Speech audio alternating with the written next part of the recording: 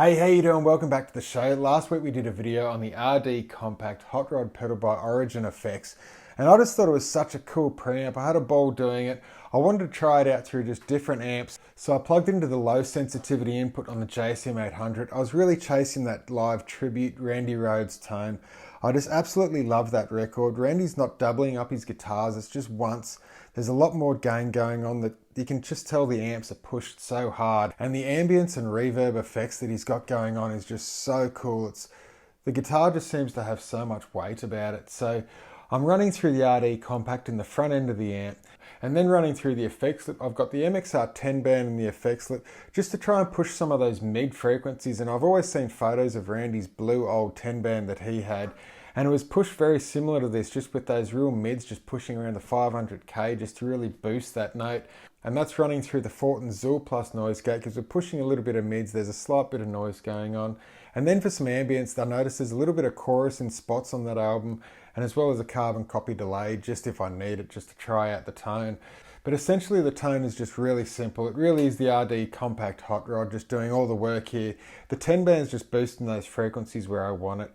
And then with the JCM800, I'm just going through the low input there. I find on the low input, there's a whole lot more headroom that you can really push that front end with pedals and preamps and things and not cause things to get too gravelly, even though the tone on that album really is just, there's a lot of gravel in that tone, but it just gives me a little bit more to work with and a little bit more of a cleaner bass line.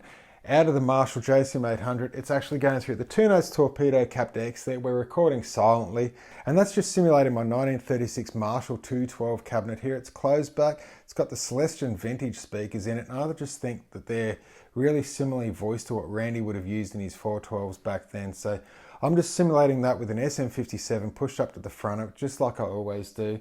And that's pretty much my whole signal chain. For guitars, I'm using my trusty Jackson RR5, made in Japan.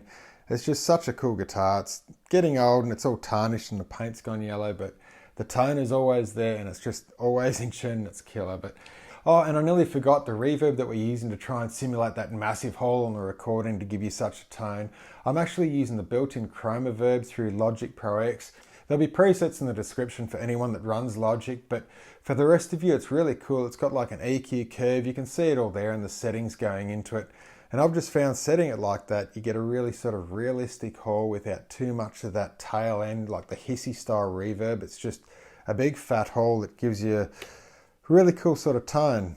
But anyway, on with the tones. This is the basic tone right now, and I'll just turn the effects on and off. We'll turn off the reverb right now. This is the tone.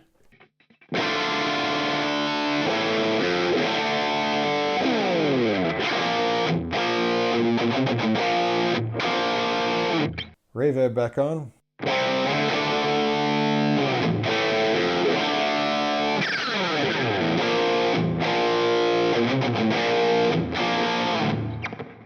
Now what I'll do, I'll just turn off the MXR as well as the RD Compact.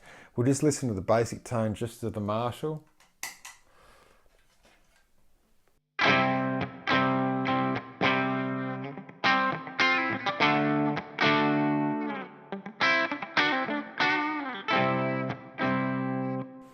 Just the RD Compact.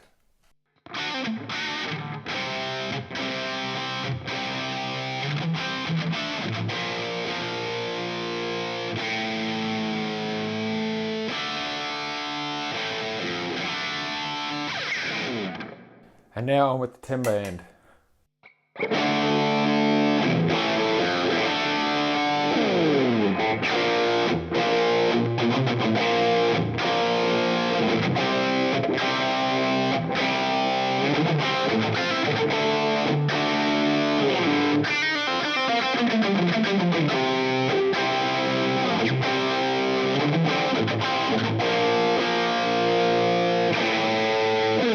So you get the idea how the tones work with each other, and it really is that RD Compact that's just producing the whole meat and potatoes of that tone. And it sounds fantastic going through all the amps in the room, just through that clean channel as the preamp. I thought it'd stand out a lot more going through like the low input of the JCM800, just being a lot closer to a plexi, but it didn't seem to make too much difference at all. But more about this album, this is just absolute Randy Rhoads. I just love the small touches that he puts on things and just the nuances about, especially with songs like I Don't Know, where he's just going into that bridge section, he's finger picking the whole thing.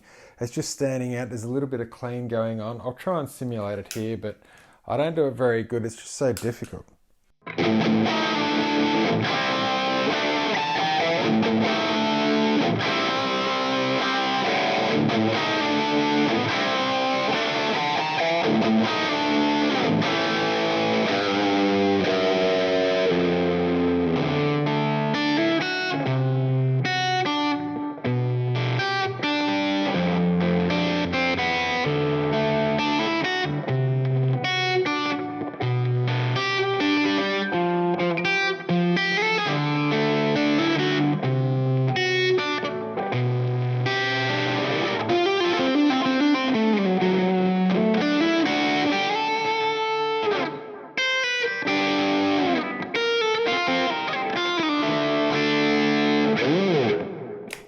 And you get the idea there. I can't do it justice. It's just such a cool part. I love that, just all those nuances and all the things, but the guitar solos on the whole album are so cool as well. Every time I pick it up, I just try and learn something new, just some subtle little nuance that I never picked up before. And it's just a constant guitar lesson every time I do.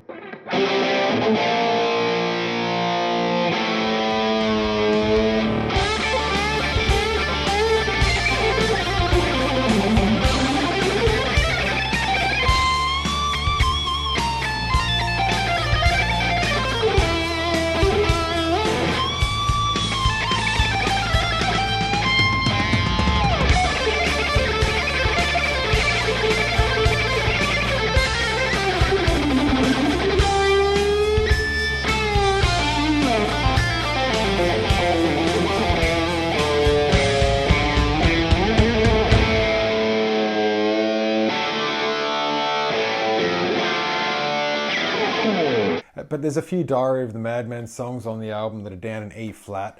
This is in E standard tuning for this Jackson. This one just sounds the most like Randy Rhoads. My other Jackson, the KVX right there, it's got the Duncan SH6 distortion pickups in it, so they just seem to push a lot more bass and a lot more heavy frequencies through. But I'll just swap over, I'll just do a few riffs, but if you're wondering why it's just not sounding as sharp as this one for the Randy Rhoads, it's that.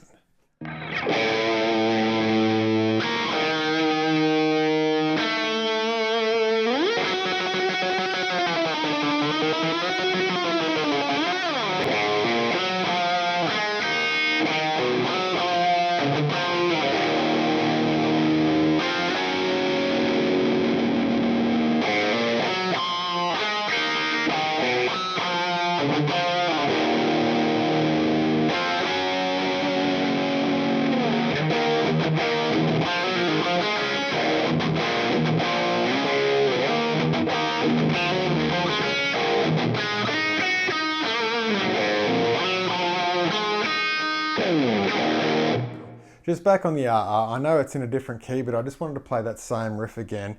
And you'll just hear how the TB4 pickups just really seem to have that similar edge that Rhoads had over the SH6.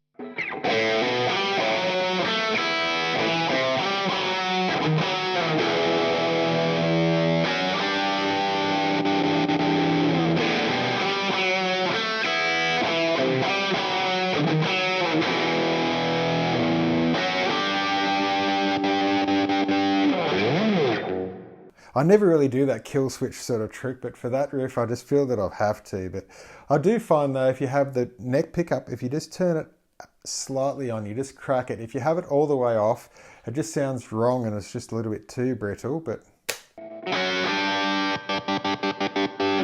I find if you just crack it off and just have it a little tiny bit, it lets a little bit of that note just carry through and it just sounds cool.